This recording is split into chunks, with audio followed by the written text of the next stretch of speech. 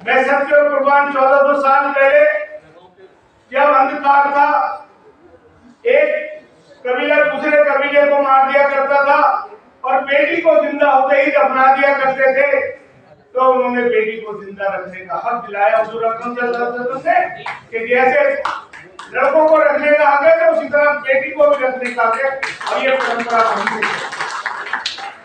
लेकिन खुशी की बात है कि हमारे देश के प्रधानमंत्री ने लाल किले से ये बात मानी और कहा कि बेटी को जिंदा रखना चाहिए। बेटी एक घर की लाज है, एक घर का, एक देश का हुनर है।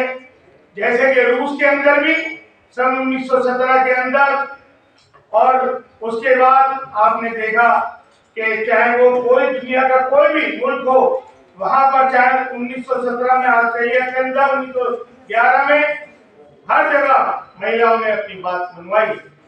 मैं एक बात और कहना चाहता हूँ, उसको पॉलिटिकल बात मत समझिएगा, कि मैं धन्यवाद करना चाहता हूँ स्वर्गीय राजीव गांधी साहब, जो आज हमारे बीच में नहीं, जिन्होंने महिलाओं को इलेक्शन के अंदर अगर हक दिया था तो राजीव गांधी ने दिया था। ये हिंदुस्तान का इतिहास शिक्षित है। जब हमारे मुल्क में क्या था कि कोई कॉर्पोरेशन के अंदर बहुत कम महिलाओं को टिकट मिलता था, विधानसभा के अंदर महिलाओं को कम टिकट मिलता था, पार्लियामेंट के अंदर कम टिकट मिलता था, लेकिन जो परंपरा राजीव गांधी, स्वर्गीय राजीव गांधी ने चलाई, उस पर सभी अमल करते हुए आज हमारी पार्लियामेंट ले लीजिए, चाहे हमारे विधानसभा ले लीजिए, चाहे कॉर्पोरेशन के अंदर ले लीजिए, चाहे किसी भी बोर्ड के अंदर ले लीजिए, हमारी महिलाएं आगे बढ़ रही है। और ये क्यों? क्योंकि जब हमारी बहनें आगे बढ़ेंगी तो बराबर का इंसाफ करेंगी। और मैं आपसे भी कहना चाहता हूँ, जिससे कि मेरे पहले पांडे साहब ने कहा, दिवाकर पांडे साहब ने कहा, रिजवान साहब ने कहा, मिर्जा इम्तियाज भाई बिहार समाज के हमारे सदस्य हैं, और मैं तो खुशकिस्मत हूँ कि शाहिद भाई ने और इनकी टीम, आरिफ साहब अखलाक और सदर आलम और इनके बहुत सारे लोग हैं सारे, कि जब से इन्होंने ये प्रोग्राम करना शुरू किया है, तो मैं खुशकिस्मत हूँ कि मैं पहले दिन से ही प्रोग्राम में मैंने आना शुरू किया और आज तक मैं इनके प्रोग्राम में आया। उस टाइम पर भी मेरे ऊपर बहुत बड़ी जिम्मेदारी थी और आज भी जिम्मेदारी है चांदनी चौक पार्लियामेंट की, लेकिन मैं आपके हर दुख सुख में साथी हूँ शाहिद भाई। और यहाँ जो हमारे लोग बैठे, मैं अपनी बहनों के साथ हूँ कि बहनों का एक कदम जहाँ आगे बढ़ेगा, 2 कदम में उनसे आगे बढ़ाकर उनकी मदद करने के लिए राजनीति तैयार है। साथियों, मैं एक बात और कहना चाहता हूँ इस मंच से कि हमारी बहनें बच्चों को पढ़ाएं, चाहे एक वक्त का फाका कर लें, खाना ना खाए, पेट में पत्थर बांध दें, जैसे कि हमारे हुजूर अकरम सल्लल्लाहु अलैहि वसल्लम ने कहा था कि इल्म हासिल करो, चाहे यूनान चीन में सड़ जाना पड़े। क्यों? क्योंकि जब हमारे बच्चे पढ़े होंगे, हमारी बेटी पढ़ी होगी, तो एक बेटी को पढ़ाने का मतलब है खानदान को पढ़ाना, पूरा खानदान पढ़ सकता है। हम अपनी बेटी को पढ़ाएं, अपने बच्चों को पढ़ाएं, जिससे कि हमारा खानदान पढ़ जाए और हम आगे बढ़कर हिंदुस्तान के अंदर अपने भागीदारी को साबित कर सकते। आज हमारे लोग जो गरीबी की रेखा से नीचे हैं, जो गरीबी घरों में से हैं, लेकिन वहां की बहन बेटियों ने साबित कर दिया कि पढ़ाई और शिक्षा पर किसी का अधिकार नहीं है, कोई रोक नहीं सकता। आज मैं आपके सामने खड़ा हूँ। मेरे वालिद काम करते थे, मेरी वालिदा मेहनत करती थी, 5 बहन भाई ने खूब पढ़ाया।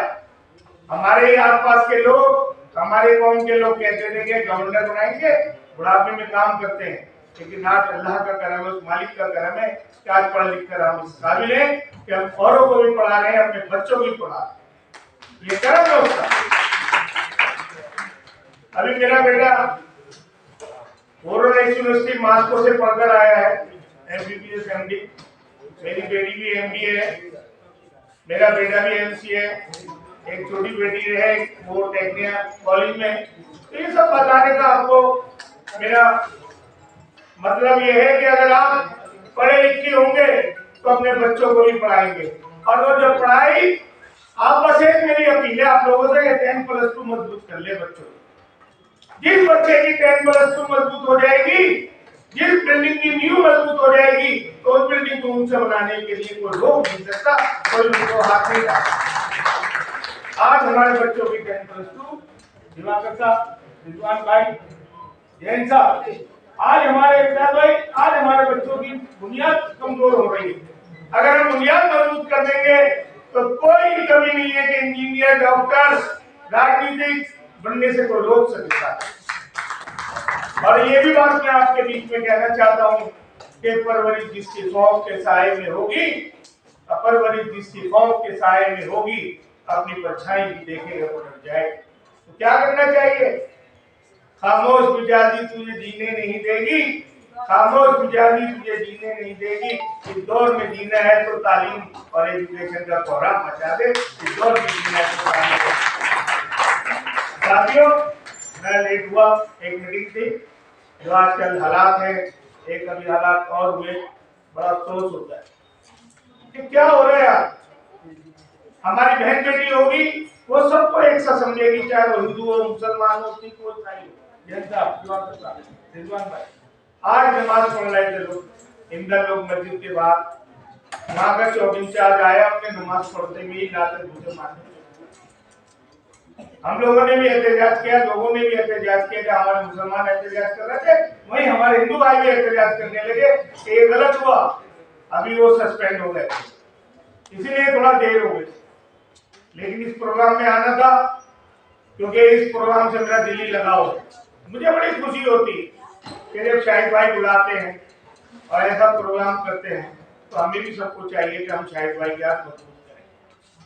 और हमारी महिलाओं की बात हमारे अंतर्राष्ट्रीय महिला दिवस पर करते हैं, मैं इनको मुबारकबाद देना चाहता हूँ। और आप लोगों से भी कहना चाहता हूँ कि आज इस महफिल में बैठने का फायदा जब है, हम घर जाकर अपने बच्चों को पढ़ाएं, लिखाएं। और आज जो एक रेस का मैदान है,